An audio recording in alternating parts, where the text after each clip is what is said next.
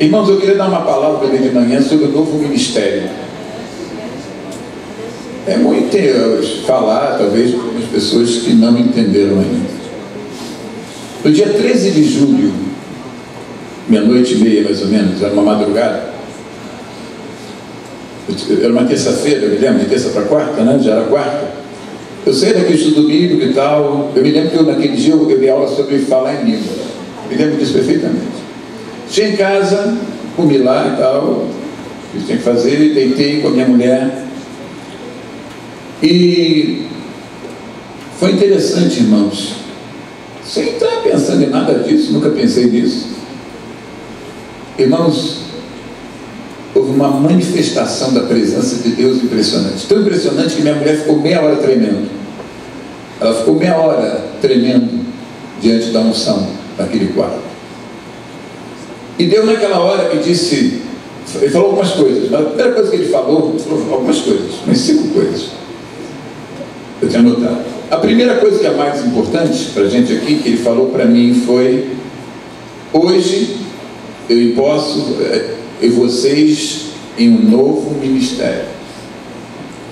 Eu me lembro que eu peguei a mão da minha mulher e levantei, é como se Jesus estivesse aqui na minha frente, né, como um pastor dando posse a um casal de pastores numa igreja, assim, né, um novo ministério. Eu levantei minha mão com a minha mulher e disse: eu recebo. Na hora eu não entendi o que era. Entendi mesmo.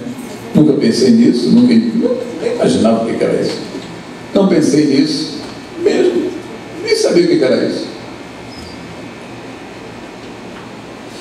Mas com o tempo, as coisas foram acontecendo. Eu me lembro que numa aula de estudo bíblico, 3 pessoas tiveram visões sobre o novo ministério e compartilharam. Quando acaba a aula, outra irmã teve um sonho.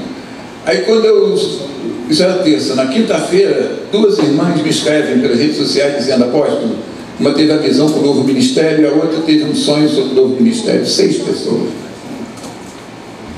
A irmã Diná fica até interessante, né? Irmã Diná já está parecendo que é outra coisa, né? A Diná teve um sonho.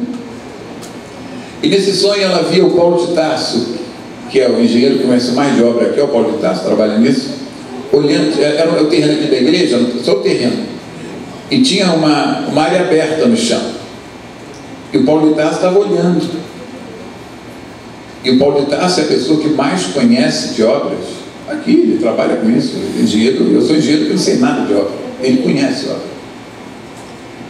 E o Paulo de Tarso, ele estava vendo as fundações.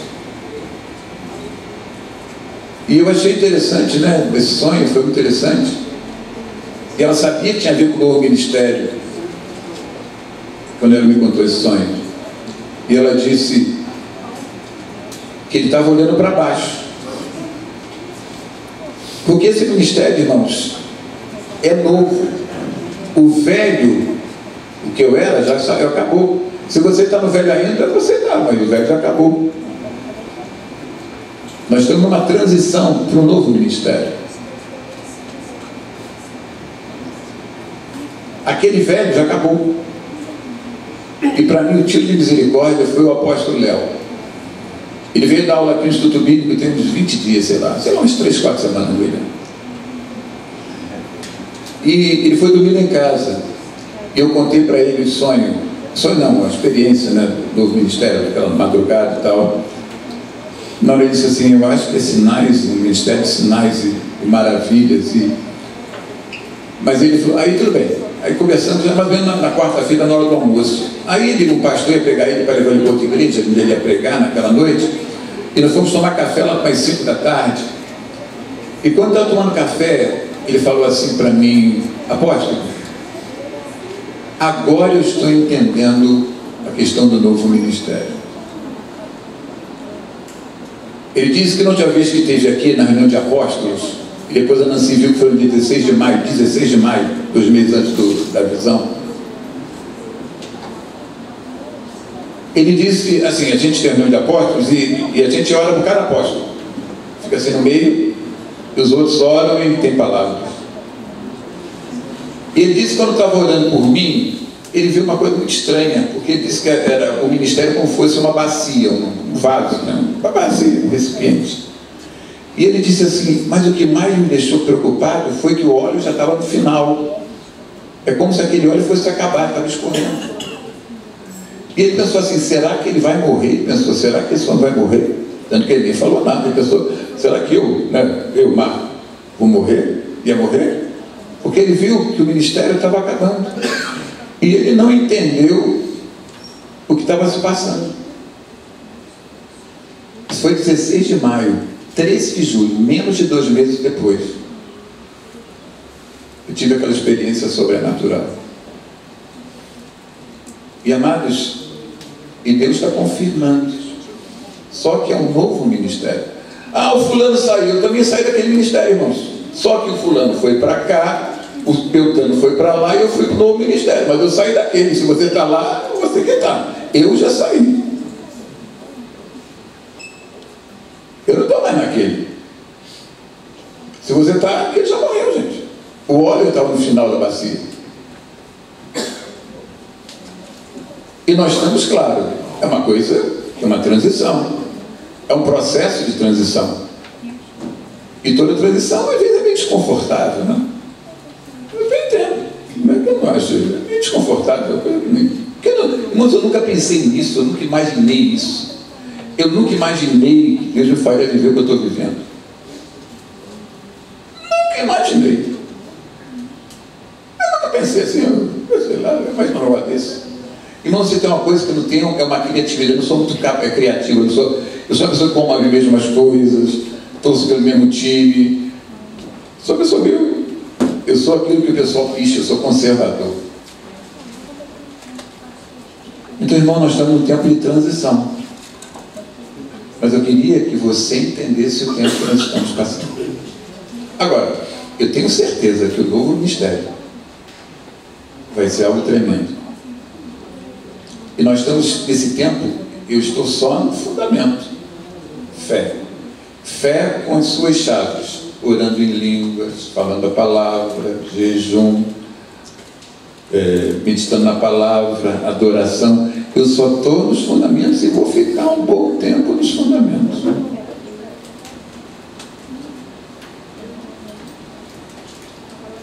E hoje alguém falou para mim uma frase que eu achei muito interessante. Alguém falou para mim assim: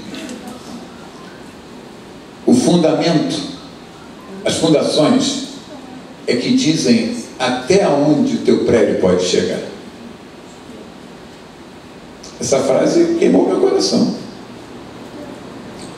É as fundações que vão dizer até onde o prédio pode chegar. Um tipo de fundação só pode ter um prédio de 2 andares. Um tipo de fundação só pode ter um prédio de 8 andares. Um tipo de fundação pode ter uma torre de, sei lá, 100 andares. Mas é a fundação que vai dizer até onde nós podemos chegar. Irmãos, eu estou preocupado com a janela, com a porta, com o telhado. Eu estou preocupado com a fundação. Porque reforçando a fundação, como é que é o nome lá, Flávio, que você me deu uma vez? Eu sei, mas é um fortalecimento, né? Ampliando as sapatas, não é? Como é que é? Presso, injeção de concreto. Então, a gente reforça as fundações para que o nosso prédio possa o quê? Subir mais alto. Então eu queria que você entendesse isso. É um tempo de transição. É um tempo de transição. É um tempo de transição. Agora, por que essa fundação está sendo aprofundada? Porque Deus falou comigo: se vocês andarem nesses princípios, vocês vão viver o que vocês nunca viveram antes. Amém? Estão entendendo? Irmãos, eu quero sair da terra vivendo o que eu nunca vivi antes. O que eu já vivi foi bom? Foi. Vou dizer que foi ruim? Foi bom. mas eu não estou conformado. Eu quero viver o que eu nunca vivi antes. Amém? Vamos à fé? Irmãos, eu só penso em fé. Eu preciso avançar na fé. Eu contei de mim que eu tive uma experiência muito interessante sexta-feira, para mostrar a você como esse negócio é sensível, a questão da fé, que a gente tem que guardar o coração. Sexta-feira eu estava em Cabo Frio, meu coração estava cheio de fé. Eu estava, dormi, 4h30 acordei. Parece que toda aquela fé tinha caído no ralo, saído pelo ralo. Aquela fé tinha se esvaído. Esvaído é uma palavra boa. Tinha, não é? Eu comecei a orar em mim, eu falei, pai, vou começar tudo de novo. E comecei a orar em mim. Aí Deus falou para mim, sabe o que foi, filho? Você deixou que o espírito do Teleton entrasse no teu coração. O espírito do Teleton. Teleton é uma obra meritória. Eu até contribuí, telefonei lá, aquele negócio. Pô, não estou dizendo que mal não. Mas se você deixar o teu coração, aquela coisa, daquela situação, daqueles quadros, aquilo entra na tua alma e aquilo pode levar você a não crer que Deus pode fazer muito mais do que você pode entender ou crer. Às vezes você vê na televisão coisas que não vão somar na fé, e aquilo de alguma forma mexe com a questão da fé, gente. A fé tem que ser mantida, e nós estamos batalhando, irmãos, em princípios de fé. Em princípios de fé. Eu quero começar pelo texto que eu comecei nessa manhã. Já até colocaram ali, né? Eu creio que esse texto, irmãos, é um dos textos mais importantes da Bíblia, quando se pensa em fé. Abra sua Bíblia. Esse texto aí, se você quer ouvir, fica ligado lá, não é? Vou falar nisso, irmão, vamos ter batismos, hein? Se você quer se batizar, né? Viu, Marcelo? Vai ser no primeiro domingo de dezembro. Já está mais quente, não é? Eu estou voltando do sul, eu estou na semana inteira do sul, amém? Então, se tem mais alguém, nós vamos ter batismos no primeiro domingo de dezembro, dia 4 à noite.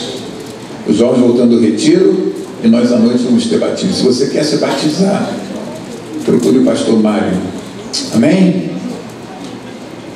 Vamos lá?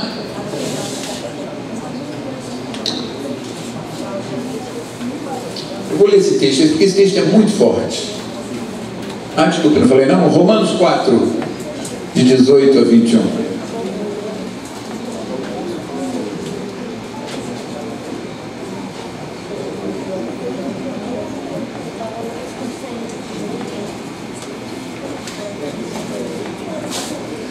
Abraão, esperando contra a esperança, creu para vir a ser pai de muitas nações, segundo lhe fora dito, assim será a tua descendência.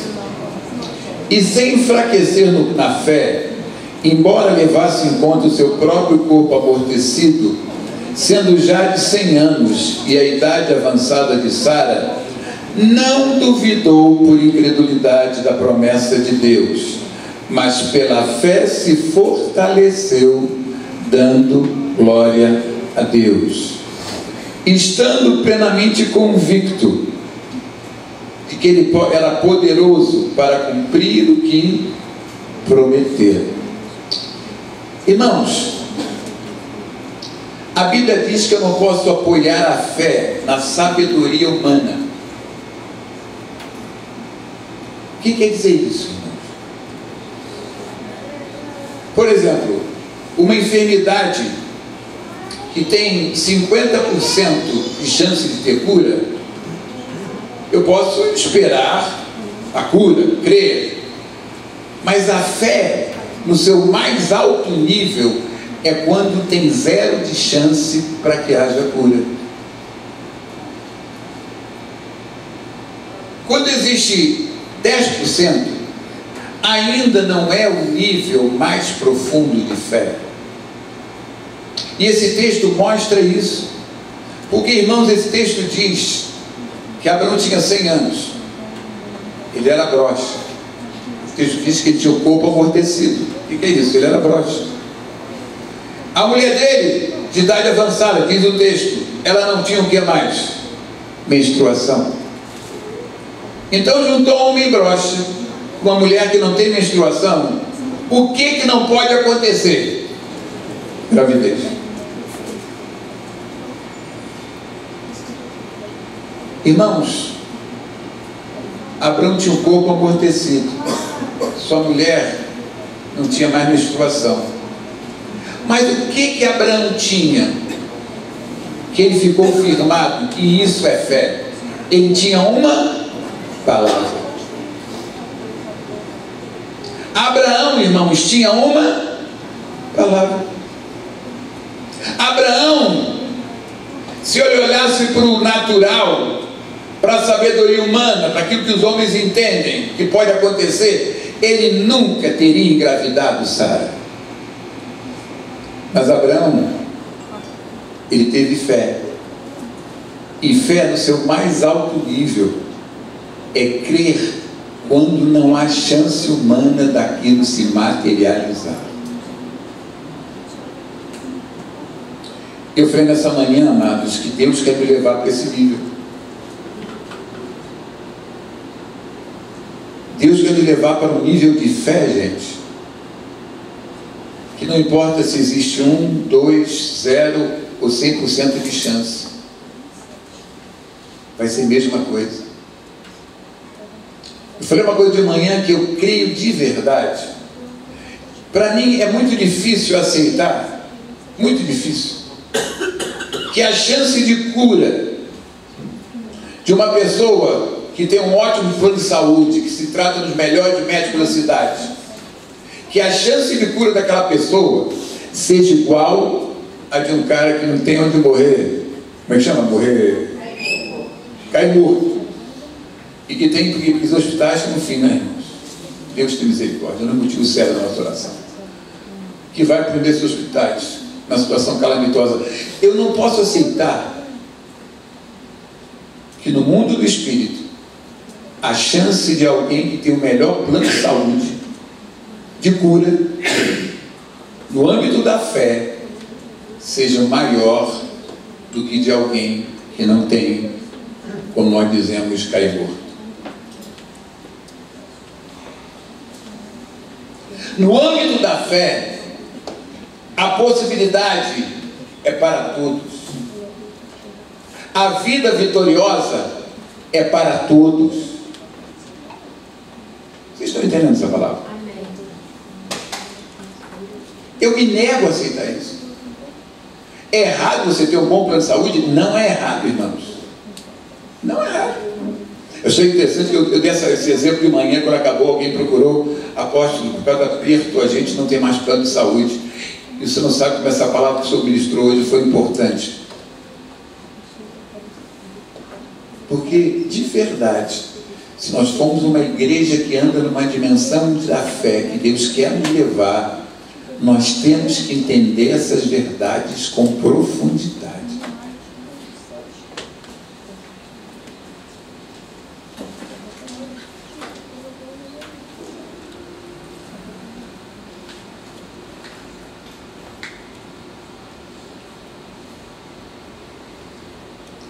O texto diz, irmãos, que Abraão, ele não omitiu que o corpo dele, né? O texto diz que ele omitiu que o corpo dele estava amortecido. Ele não deixou de entender que a idade de Sara era avançada. Mas o texto diz que ele esperou contra a esperança. Esse é o nível mais alto de fé.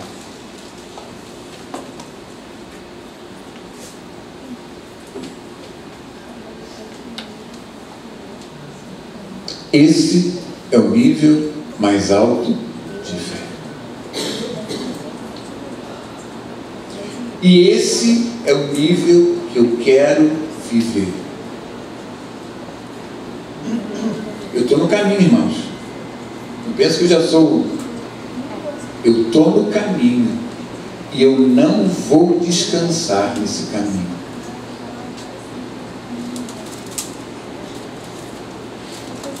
Crer contra a esperança.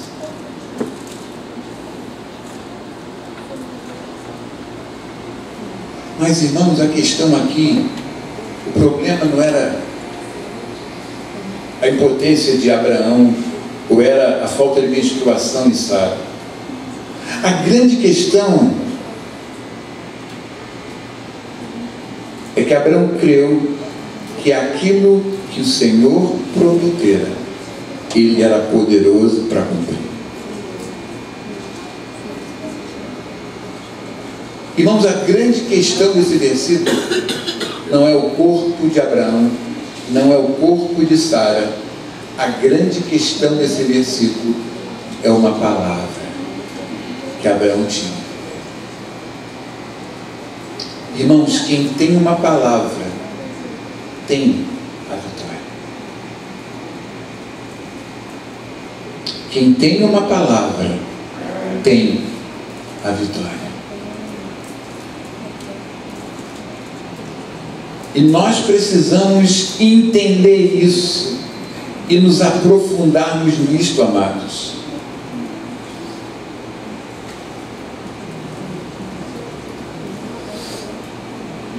Fé é a certeza daquilo que eu não vejo. Fé é a convicção daquilo que eu espero, ou vice-versa. Eu não sei o que vem primeiro ou segundo, mas é fé, certeza e convicção. Isso que é fé, gente. Ontem eu postei uma frase que eu não li em lugar nenhum, não, foi o meu espírito. Diz que a sabedoria humana, ela traz possibilidades, mas a fé traz certezas.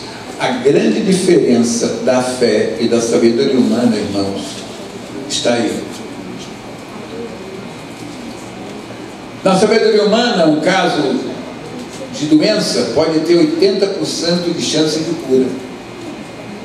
Mas na fé, pela palavra, Jesus levou sobre si as minhas dores e as minhas enfermidades, e pelas suas pisaduras nós fomos. A grande questão é que para entrar isso na gente não é fácil. A grande questão é que para entrar isso, não pensa que é Shazam, não, irmão. Porque nós fomos criados, e até na igreja, em cima da sabedoria humana, e não em cima de uma fé radical. Eu e você fomos criados, inclusive na igreja.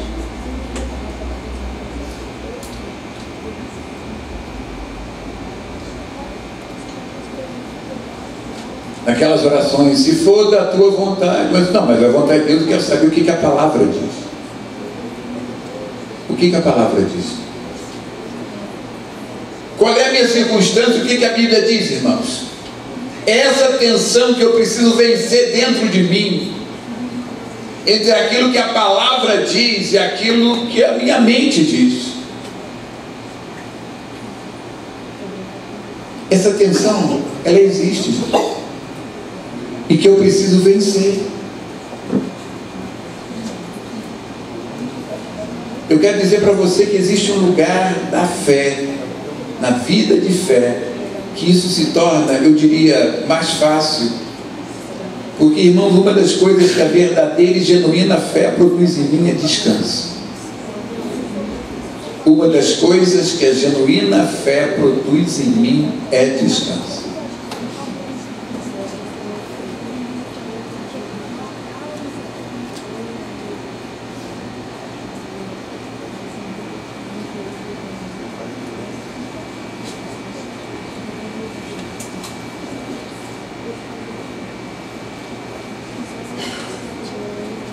Vocês estão entendendo?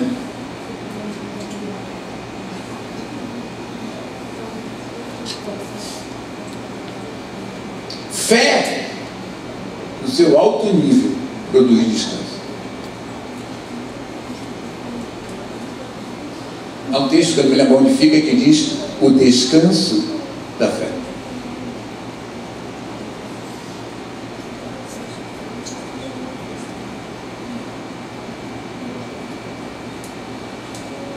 E Deus quer que nós sejamos pessoas que vivam o descanso da fé. Agora, é automático? Não é, gente. É muito tempo orando em línguas, falando a palavra, adorando, jejuando para que a carne se cale e haja uma liberação do nosso espírito. Irmãos, eu vou repetir isso 500 vezes. Hoje nós ouvimos o testemunho do Paulo de Tarso aqui de manhã. Não foi tremendo? Não foi? Foi poderosíssimo.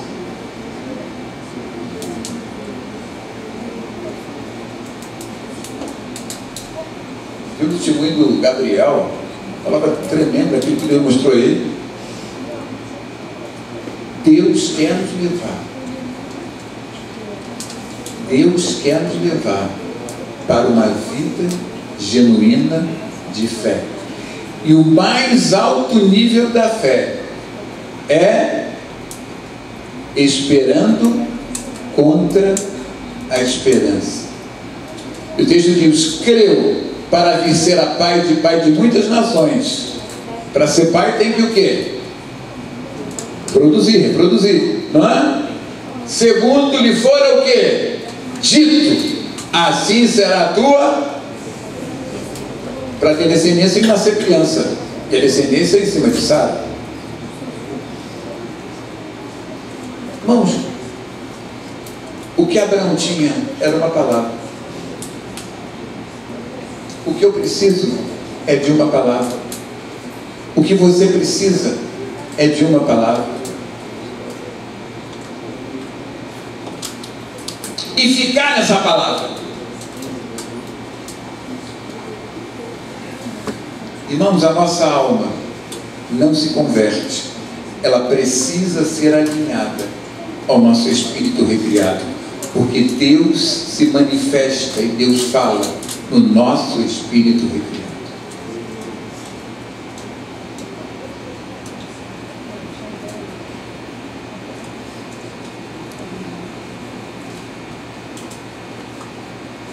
Vocês estão entendendo? O que você precisa é de uma palavra.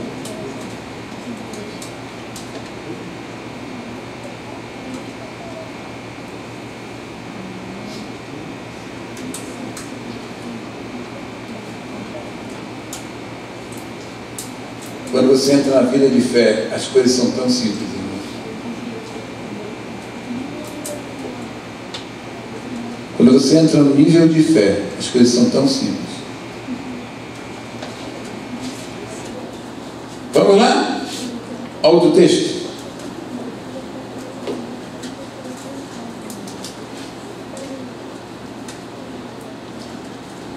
Romanos 1,12.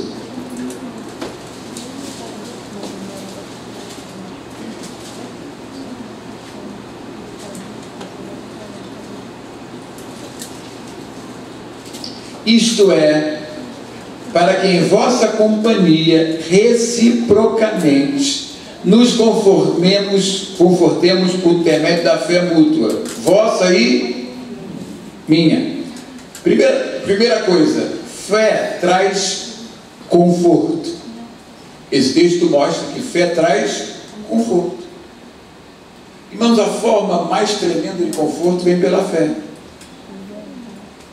Quantas vezes há uma tensão dentro de mim, há uma luta dentro de mim, daqui a pouco a palavra do Senhor, a presença dele vem no meu espírito, eu descanso. É o conforto da fé. A segunda coisa que esse texto fala, que eu acho muito tremenda, é que a minha vida de fé conforta o outro, e vice-versa. É uma troca. Por isso, gente, ande com pessoas de fé. Ande com pessoas que falam a palavra da fé. Na igreja tem pessoas que não vão falar para você a palavra da fé.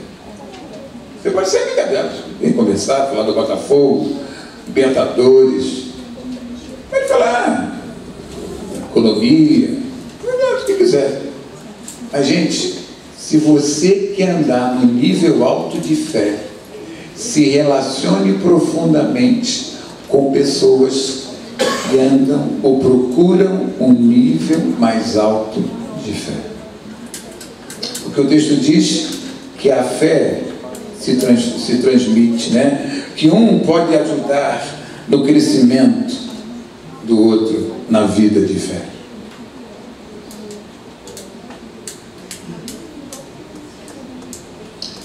Eu já falei para você, anos atrás eu tive quase morrido, lá atrás, muitos anos, sei lá, 20, quantos anos. Eu achei gozado naquilo. Eu tinha um problema lá de saúde, e o que eu ouvi de gente que disse que aquele problema, pessoas tinham morrido com aquele problema, eu nunca vi tanto problema daquele, pessoas dizendo que morreram com aquele problema. Eu falei, Jesus. Achei gozado que alguém daqui, eu não vou dizer quem, falou para mim assim, aposto que meu pai também foi assim, cortou um dedo, depois mais um dedo, depois o pé, ele morreu. Ele me animou profundamente. Não, meu pai começou assim mesmo, aposto. Primeiro foi o dedo, depois o dedo, o pé, o joelho, sei lá o que, foi. Falei, obrigado, eu ri.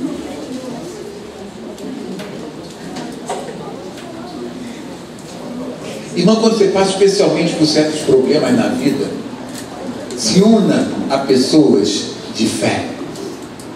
Se una a pessoas que vão trazer para você a palavra da fé.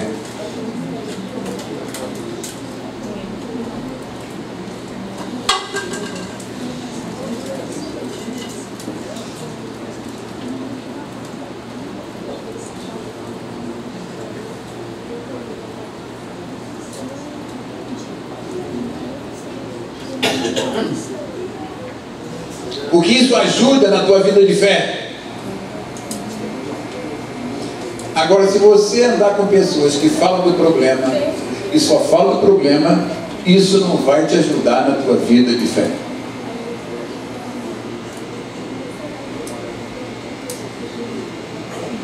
O que Paulo diz ali?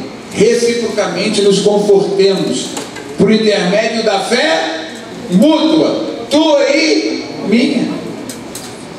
Eu falo fé para o Floriano e ajuda a edificação do Floriano, e o Floriano fala fé para mim e ajuda na minha edificação. É isso que Deus quer no meio da igreja. Irmão, cuidado com quem você anda. Cuidado com quem você anda. Irmãos, a gente anda com todo mundo, por favor. A gente anda com todo mundo. Não, todo mundo. Mas a gente para o nosso carro, entendeu o que eu estou falando? Na garagem de quem tem vida de fé. Porque senão, irmãos, ao invés de a gente avançar na fé, se a gente ficar para o nosso carro com aquela pessoa que não vive na credibilidade, aquilo pode fazer mal e nos tirar da posição de... Está entendendo? A gente anda com todo mundo, irmão. Fala com todo mundo. Mas quem vai influenciar a gente é gente que vive na fé. Irmãos, eu tenho escritores que eu leio que são pessoas que falam sobre fé. Eu não vou ler só o livro que me dão. Eu não tenho nem tempo para ficar lendo todo o livro. Eu já sei mais ou menos quem eu leio. Aqueles que vão me ajudar na minha edificação de fé.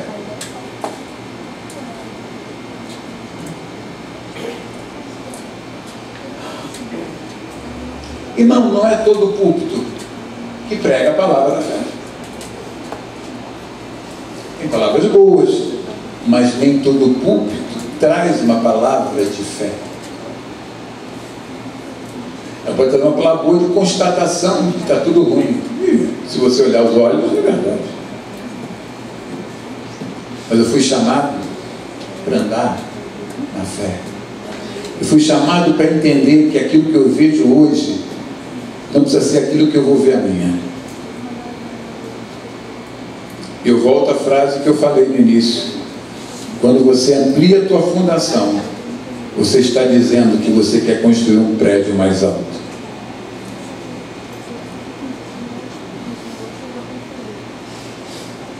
Quando você amplia a tua fundação, você está dizendo, eu vou construir, eu posso chegar a construir um prédio mais alto.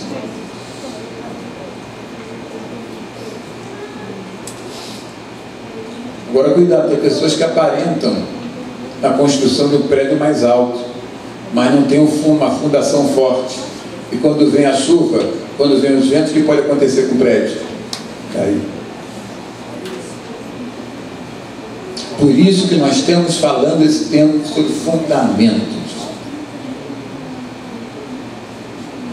Não queira dar voos muito altos se os teus fundamentos ainda são pequenos. Os teus voos dependem do fundamento no qual você está estabelecido.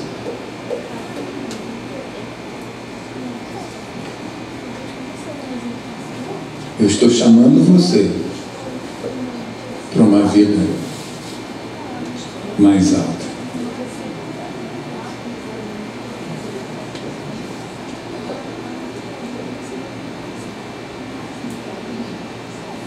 Amém? Isso é interessante que hoje mesmo, aqui no culto, dois irmãos falaram, né? Até o Diego, mais um outro irmão, estão se reunindo uma vez por semana aqui na igreja, para ficar uma hora orando em língua juntos. 1h30.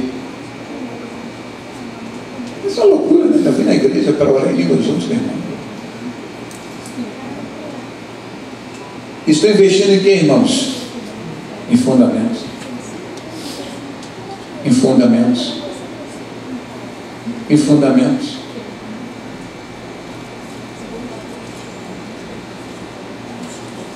Em nome de Jesus. Amém. Vamos ao texto, queridos. Aleluia.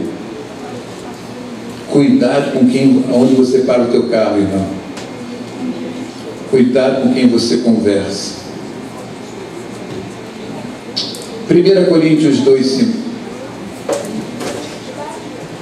1 Coríntios 2:5. Essa palavra é para mim também, irmão. Não é só para você não, para mim também. Eu preciso vigiar também. Todos nós. Amém? Para que a vossa fé não se apoiasse em sabedoria humana, e sim aonde? No poder de Deus. A minha fé não pode ter sua segurança na sabedoria humana, no conhecimento humano. Você vai no melhor médico, eu acho que é o exemplo mais fácil. Ele diz, não, seu caso eu garanto.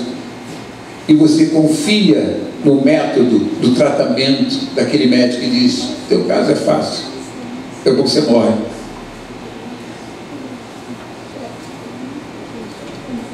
Por quê? Você confiou na sabedoria humana. Irmãos, não é errado ouvir o médico. Por favor, estou falando isso. Eu estou dizendo que você pode botar a tua fé apoiada na sabedoria humana. E o texto diz que eu tenho que apoiar minha fé aonde? No poder de Deus. Deus tudo pode. E aquilo que Deus fala, Ele não pode mentir, Ele vai fazer.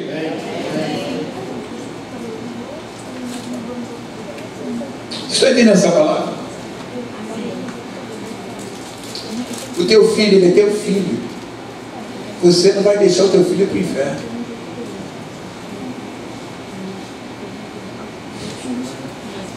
Irmãos, tem uma coisa que meus filhos nunca vão para o inferno. Porque se eu morrer no ventre da minha mulher, porque eu dizia, oh Deus, se é para o inferno, que haja um aborto. Eu declarava isso, eu declarava várias vezes. Porque eu não gerei filho para o inferno.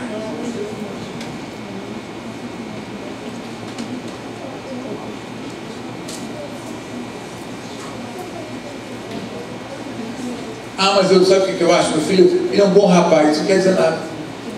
Ele é um menino sincero, não quer dizer nada. Isso não garante a ele a vida eterna.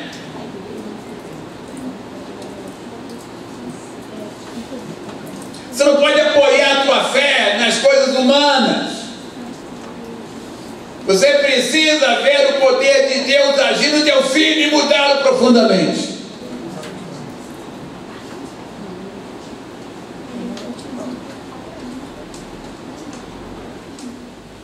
É isso que esse texto está dizendo. Ah, não, meu filho é crente porque ele foi criado na igreja. Isso não quer dizer nada.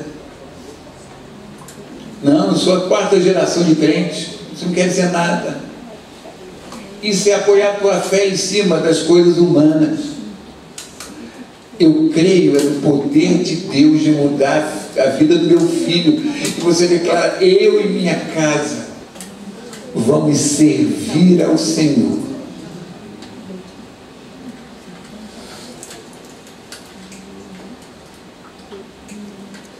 Eu e minha casa vamos servir ao Senhor.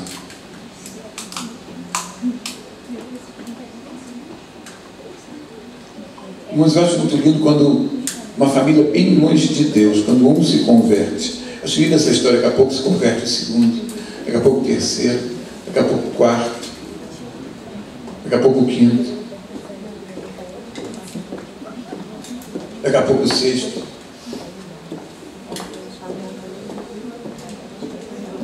Eu acho linda essa história. Deus só precisa de quantos? Um. E você é o início de uma grande obra na tua família. E você não gerou filho para o inferno. Vocês estão entendendo? Estão entendendo? Nós não geramos filhos para o inferno. Mas hoje meu filho quer saber nada de igreja, de Jesus. Qual é o problema? Eu não gerei filho para o inferno. E eu não vivo em cima daquilo que eu vejo. Eu vivo em cima daquilo que eu creio. E você está orando em línguas. E você está falando a palavra de Deus. Eu e minha casa serviremos ao Senhor.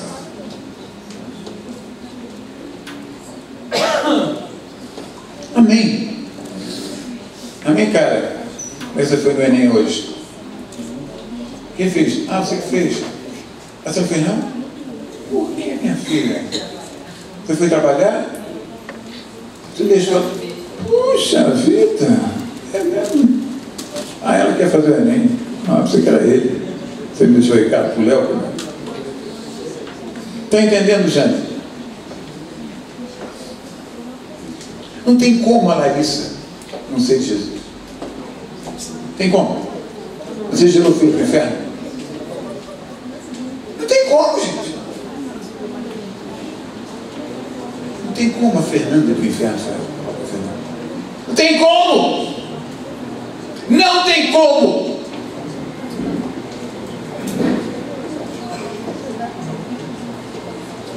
Não tem como o William ir para o inferno. A obra que ele fez na tua vida, de vocês dois, é para atingir primeiro a descendência de vocês.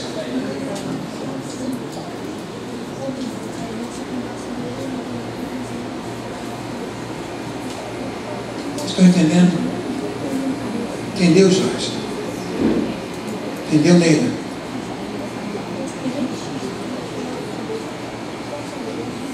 Viver na fé é falar a palavra de Deus sobre as circunstâncias.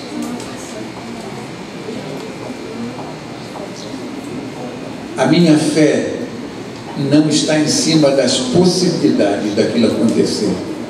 A minha fé está em cima daquilo que a palavra de Deus diz, e eu creio.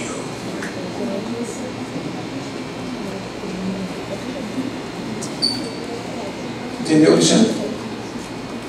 Gabriela está aqui, mas falta a Camila. Camila, né?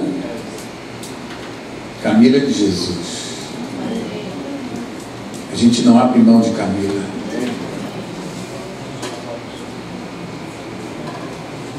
Amém? Isso aqui é sério, gente. Fé é isso. Fé é isso, gente.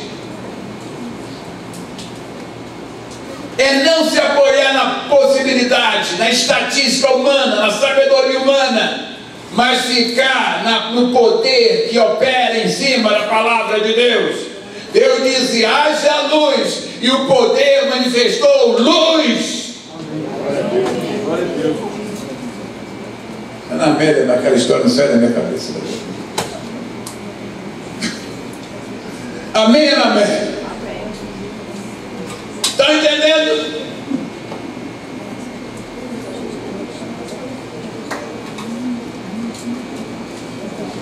A minha fé não se apoia na sabedoria, na possibilidade humana, gente. A minha fé se apoia no poder de Deus. E o poder de Deus manifesta a palavra de Deus.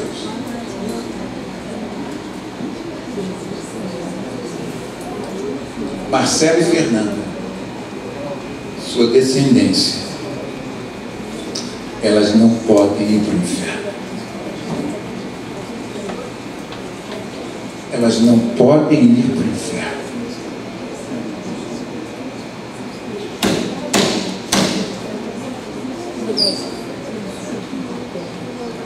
Suas filhas, apenas suas, Ana, Jéssica e Iago, suas filhas não podem ir para o inferno.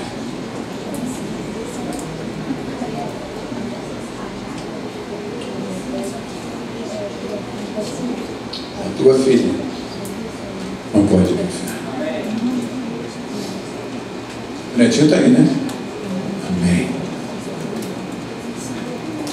Letícia, tua filha não pode ir para o inferno. Não pode.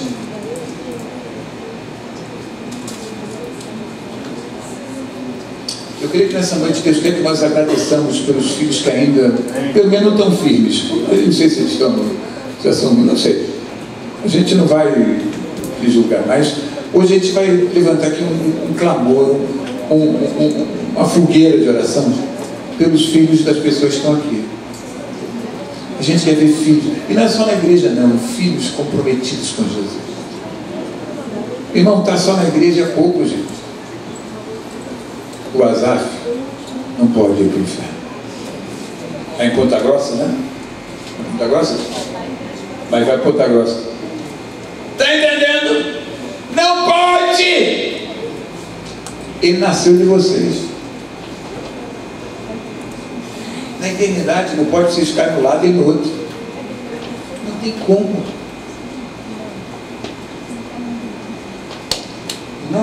Nós vamos, nessa noite, nós vamos abrir nossa boca. Mas vamos declarar com fé. Meus filhos não podem ir para o inferno. Eu quero filhos comprometidos com Jesus.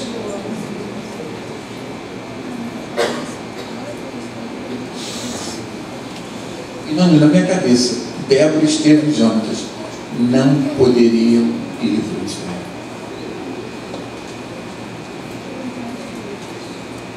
Poderiam. São meus filhos, são filhos de minha mulher. Nós temos aliança com Deus. Nós temos aliança com Deus.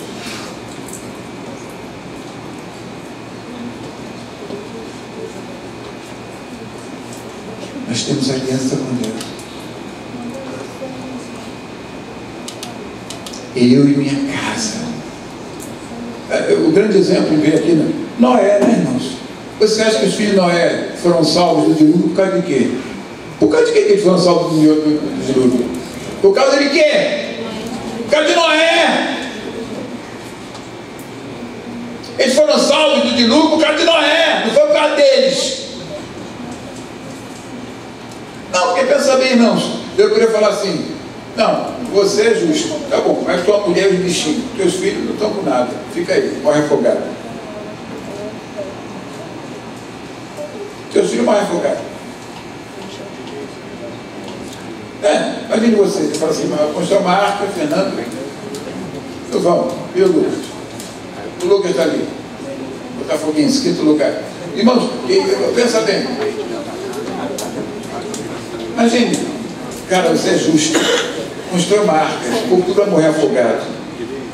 Mas Fernando, sobrou. Lucas, não foi nem para repescagem. Como é que foi o teu coração, Fernando? Para você dizer assim, eu prefiro morrer junto com eles que estão afogados. Os filhos de Noé, eles foram salvos do dilúvio, porque eles eram filhos de Noé.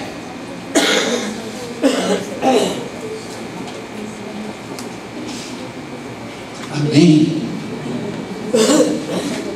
Débora, minha primogênita, ela é minha filha, minha única filha.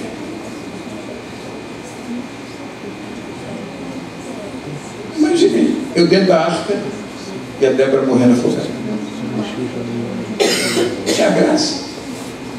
Tinha graça mesmo, gente.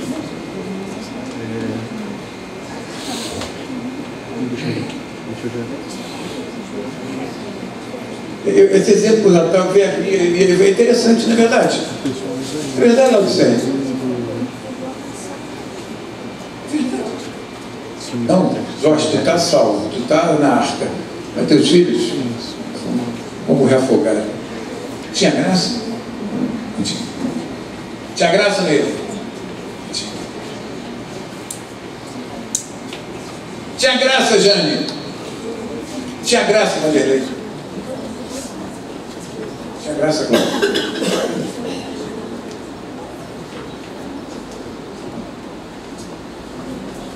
Os meus filhos não vão para o inferno. Claro, eles vão ter experiência deles, mas eles são meus filhos. E eu e minha casa, eu declaro isso. Vamos servir ao Senhor. Eu vou terminar esse culto, irmãos. Agora, culto não se termina, né? Culto é cultivar relacionamento com Deus. Assim, essa reunião. Mas a gente vai terminar abrindo nossa boca em favor dos filhos. E você sabe se você precisa nessa noite abrir a boca em relação aos teus filhos. Nós vamos ver quem precisa, ele sabe que precisa, vai vir aqui na frente.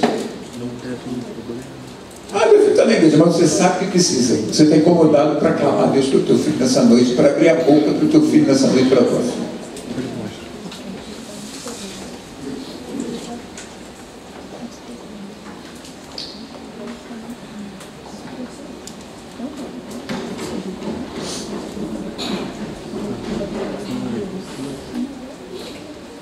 Hoje eu fiquei o culto todo sem sentar no banquinho, não foi? Não foi ou não? Primeira vez. Avança. Glória a Deus. Gente, você sabe que precisa abrir a tua boca em favor da tua filha e do teu filho. A filha está na igreja, está até aqui. Mas você sabe, está incomodado para dizer, eu preciso clamar a Deus pelo meu filho. Você sabe por quê? Sei lá por quê. Ninguém aqui vai ficar preocupado pensando, entendeu? Assim, você sente peso. Alguns devem ser muito claro, mas alguns também não sejam, para os outros estão claros e não interessa para ninguém. Você sabe que precisa abrir a tua boca nessa noite. E o porquê? Você sabe. E nós vamos abrir a boca nessa noite pelos filhos. Se você entende que precisa fazer isso nessa noite, sai do teu lugar e vem aqui na frente do altar de Deus. E nós vamos abrir a boca pelos nossos filhos.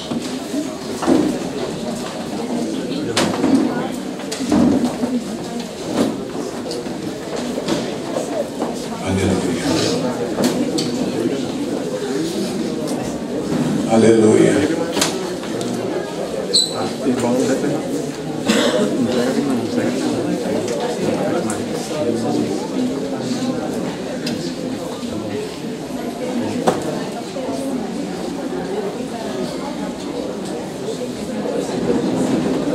Aleluia. Aleluia. Aleluia. Se você entende, seu filho pode ser até da igreja. Não estou bem não. Você sabe que não é da igreja, tudo bem. Mas ele pode ser da igreja. Você sabe que precisa orar por ele nessa noite. Você sabe que ele vai dar um clamor pelo teu filho nessa noite. Você pode talvez, você como pai está discernindo que existe perigo na vida do teu filho, da tua filha. Existe perigo. Estão entendendo? Às vezes ninguém sabe, nem sabe por que está aqui na frente, mas você vê perigo. Nancy, vem cá, meu amor. Você vai orar junto com esse pessoal. Irmãos, esse momento do culto aqui é muito sério. É muito sério.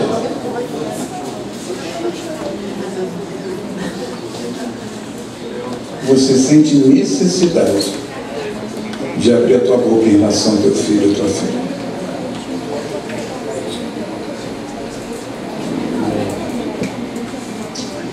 Irmão, não abra a mão do teu filho. E não é assim que seja não é só ele estar na igreja, o que eu quero que vocês conscientizem. Você não, ele vai na igreja, não quer dizer isso, não quer dizer, irmãos. Pode ser pouco, claro que é importante, mas é mais. É mais. Ele pode ver a igreja pelos amiguinhos dele, pelos amiguinhos dele. Ele tem que vir primeiro por causa de Jesus. Pois não, Jorge?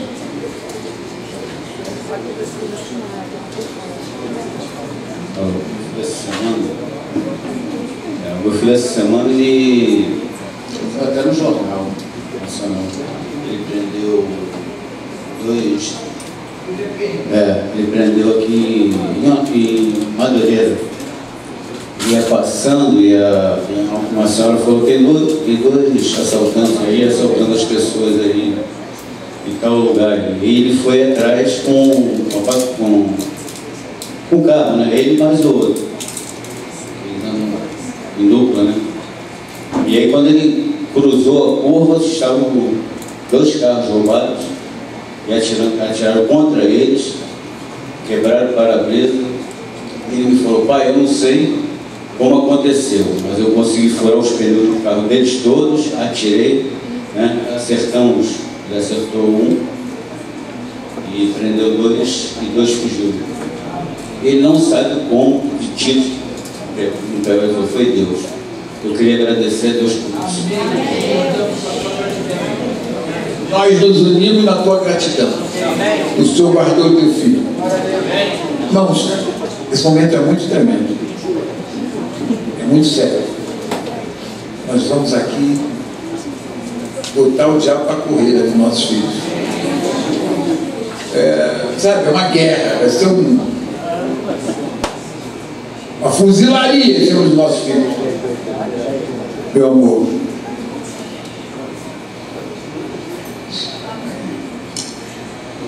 Pai, nós não geramos filhos para calamidade. Nós não geramos filhos para o inferno. Pai, mas nós como pais, em primeiro lugar, nós queremos te pedir que o Senhor nos perdoe quando nós fomos um mau exemplo, um mau modelo, e nós fizemos mais escolhas. E aí a gente, de certa forma, a gente foi instrumento para ferir nossos filhos. E nós te pedimos perdão, Pai, pelas coisas erradas que nós fizemos fizemos e de alguma forma nós machucamos o coração de nossos filhos, e nós te pedimos perdão em nome de Jesus Cristo. Te pedimos perdão humildemente, Senhor. Pedimos que o Senhor nos perdoe em nome de Jesus. Pai, mas o Senhor é Deus de graça, de bondade, de misericórdia, e Tu és Deus poderoso para mudar qualquer quadro e qualquer situação. E nós queremos, Pai, nesta noite, te pedir em nome de Jesus, que o Senhor dê ordens a Teus anjos acerca de nossos filhos. Pai, está escrito que os anjos das crianças vêm constantemente à Tua face. E nós te pedimos que Tu envie Teus anjos que estejam pelejando pela vida deles. Em nome de Jesus. Que o poder do maligno seja quebrado em nome de Jesus. Que todas as prisões espirituais sejam arrebentadas no poder do nome de Jesus. Pai, Jesus Cristo se tornou maldito em nosso lugar. Então que toda maldição hereditária de família seja cancelada na vida de nossos filhos, em nome de Jesus. Jesus se fez maldito em nosso lugar, porque está escrito: maldito todo aquele que foi pendurado em madeiro. E Jesus foi pendurado em madeiro e já carregou com as nossas maldições.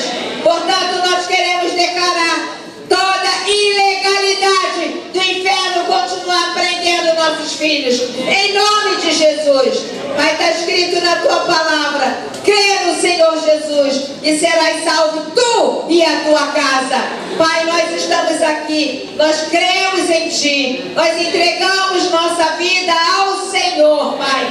Nós pertencemos ao Senhor e nós queremos reivindicar o cumprimento desta promessa de salvação para a nossa descendência, em nome de Jesus. Pai, que todo plano do inferno seja destruído na vida dos nossos filhos, em nome de Jesus, e que seja o Teu plano, o Teu projeto a prevalecer e a acontecer na vida deles. Pai, nós proclamamos salvação, proclamamos salvação, proclamamos salvação na vida de cada um deles, conversões genuínas, conversões reais, verdadeiras, profundas, em nome de Jesus. Nós cremos e recebemos, e também recebemos cura e libertação para a alma dos filhos que estão aprisionados, em nome de Jesus Cristo. Amém. Irmãos, esse momento aqui foi muito significativo. Eu estou falando sério. Nós estamos avançando na fé. Nossos filhos não vão para o inferno. Você pode dormir essa noite tranquilo. Os teus filhos não vão para o inferno. Um a um. Se são um, se são 10, não sei. Um a um. Nós não aceitamos que nenhum dos nossos filhos, nenhum. E Pai, nós queremos mais. Nós queremos crentes consagrados, crentes avivados, crentes transformados, em nome de Jesus, cheio do Espírito Santo. Abençoamos todos nós nessa noite. Pai, temos uma semana extremamente na fé. Irmãos, eu quero saber para vocês, a única coisa que a Bíblia manda a gente fazer é gozar, batalhar, é gozar disso. Não tem nem outro texto. A única coisa do Novo Testamento que a Bíblia manda a gente batalhar é a batalha da fé. Judas fala isso. É a única coisa. Não manda batalhar pela igreja. Manda batalhar a gente pela fé. Logo, se a Bíblia manda fazer isso, porque fé... Tem outro texto que eu não vi agora, para ver, mas está na lista aí, vou falar o som que fala: cuidado para você não sair da fé. A gente pode sair de uma posição de fé. entrar numa dimensão de amor. Todos nós podemos, todos, cuidar. Tem uma coisa que o Senhor também me incomodou para falar com os irmãos.